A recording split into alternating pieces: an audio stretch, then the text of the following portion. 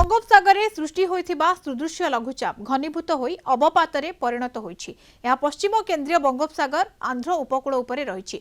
यार प्रभाव रे राज्य रे गतकालिठु लागि रहिछि वर्षा। गत 24 घंटा रे खोर्धारे सर्वाधिक वर्षा रेकर्ड होइछि।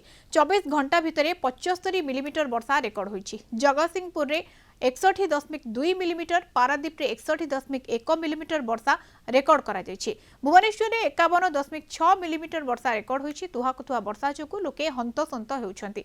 गाड़ी चलाचल प्रभावित होइछि। कालीठु पागरे परिवर्तन हेबा सहित पुणी बढ़िबो शीत। 2 रु 4 डिग्री जाय ह्रास पाई पारे रातिर तापमात्रा। लगातार वर्षा फल चाषी कूल हंतसंत।